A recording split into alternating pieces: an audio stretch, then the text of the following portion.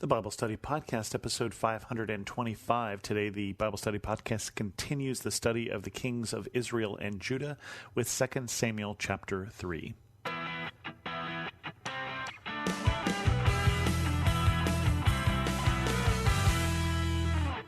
Welcome to the Bible Study Podcast.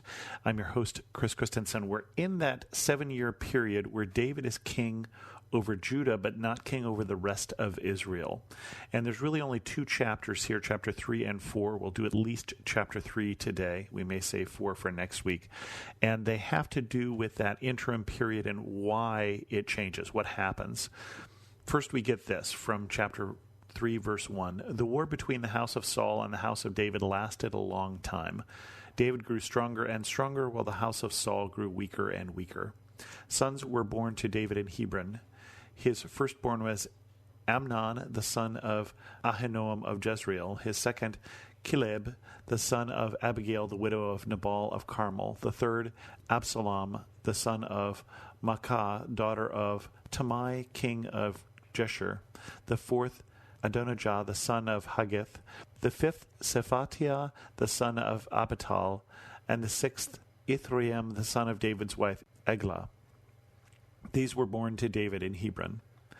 So the first thing to notice about that is David's got a lot of wives. David's got a number of different sons who were born here, 6 different sons during this 7-year period, but they're all, each of them, born by a different wife.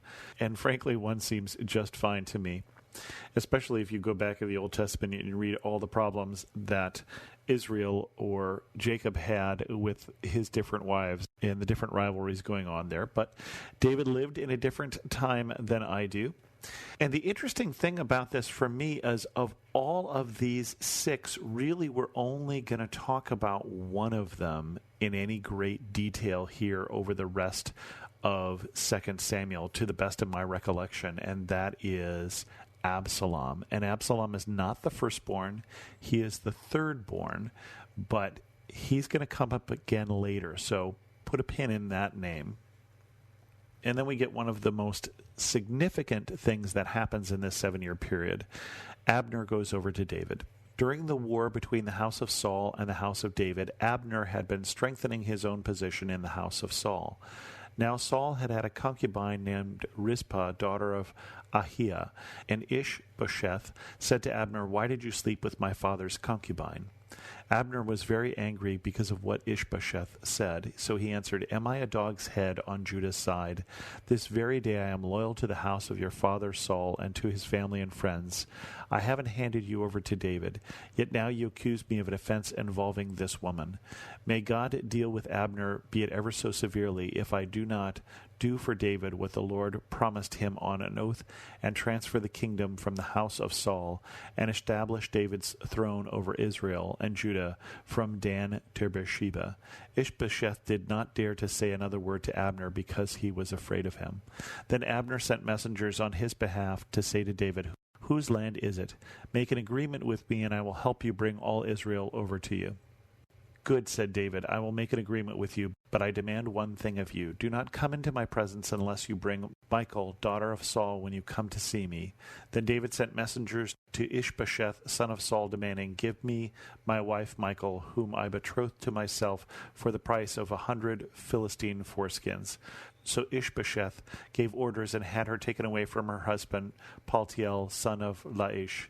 Her husband, however, went with her, weeping behind her all the way to Bahurim. Then Abner said, "Go back home." So he went back. Abner conferred with the elders of Israel and said, "For some time you have wanted to make David your king. Now do it. For the Lord promised David, 'By my servant David, I will rescue my people Israel from the hand of the Philistines and from the hand of all their enemies.'" Abner also spoke to the Benjamites in person. Then he went to Hebron to tell David everything that Israel and the whole tribe of Benjamin wanted to do. When Abner, who had 20 men with him, came to David at Hebron, David prepared a feast for him and his men. Then Abner said to David, "Let me go at once and assemble all Israel for my lord the king, so that they may make a covenant with you, and that you may rule over all that your heart desires." So David sent Abner away, and he went in peace. So Abner is the one who was the general under Saul and is general still under his son Ish-Bosheth. And what we learn here is that he has really got a lot of the power. He has a lot of the people's support. And Ish-Bosheth does a very foolish thing. He accuses Abner of something. You get the impression this is not something Abner did, of sleeping with one of the concubines, one of his father's concubines.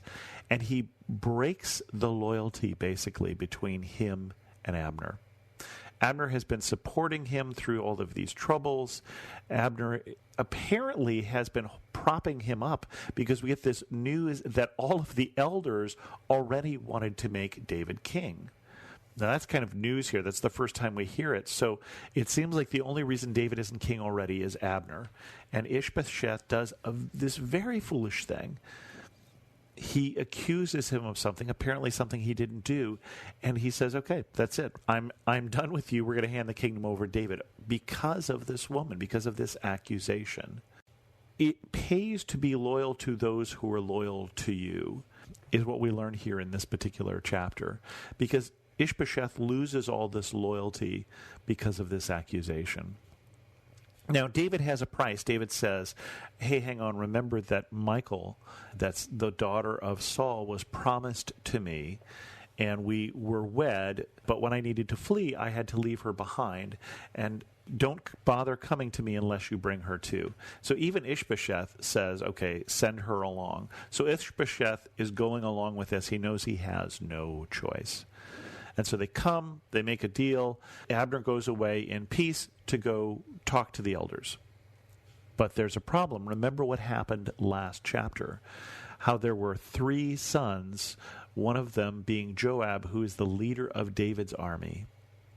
And the youngest one of his brothers was killed by Abner. Abner tried not to. Abner told the young man to stop following him. I don't want to kill you. But he didn't. Abner killed him. Well, that is going to be dealt with. Just then David's men and Joab returned from a raid and brought with them a great deal of plunder. But Abner was no longer with David in Hebron, because David had sent him away, and he had gone in peace. When Joab and all the soldiers with him arrived, he was told that Abner, son of Ner, had come to the king, and that the king had sent him away, and that he had gone in peace. So Joab went to the king and said, what have you done? Look, Abner came to you. Why did you let him go? Now he is gone.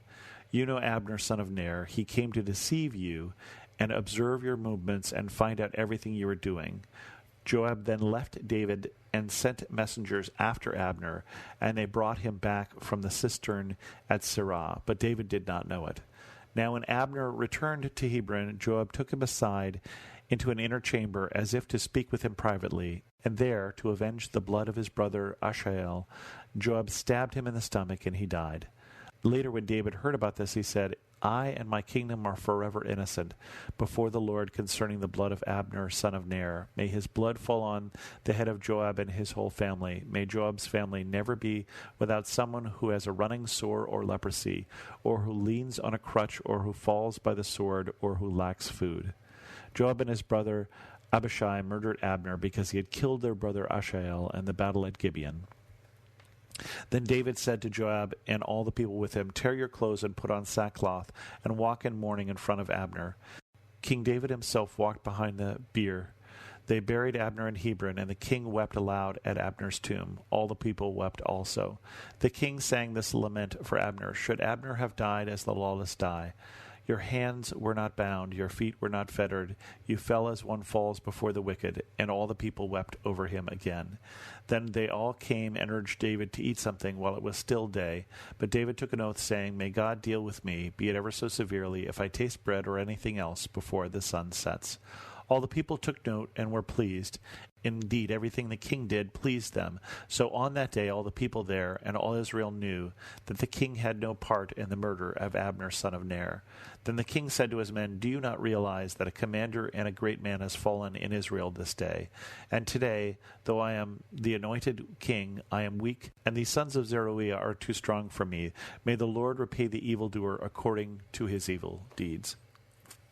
And so we had this chance for peace, but we get this impulsive and, of course, vengeful act by Joab.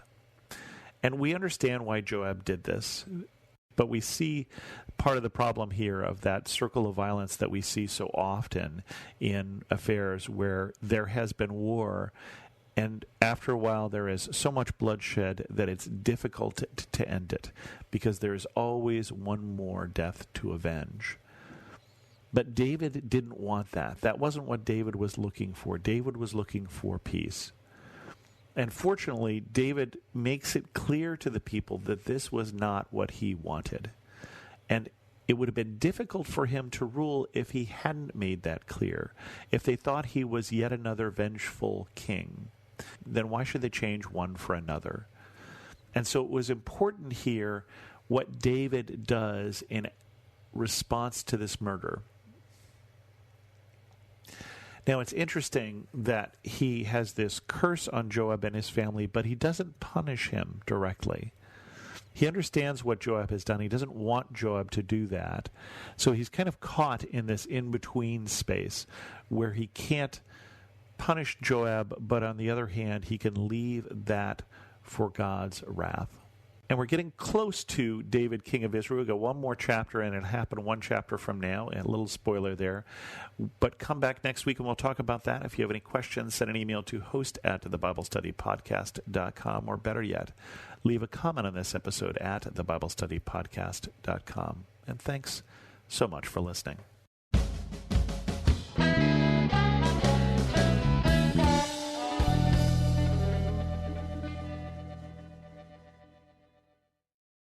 Finding uplifting news in today's headlines is often like searching for a needle in a haystack.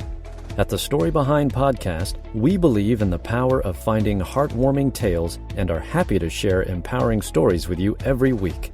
Hear about how Steve Harvey surprised a dying man on Family Feud with $25,000. Get inspired by the note a waitress received from a patron dining alone.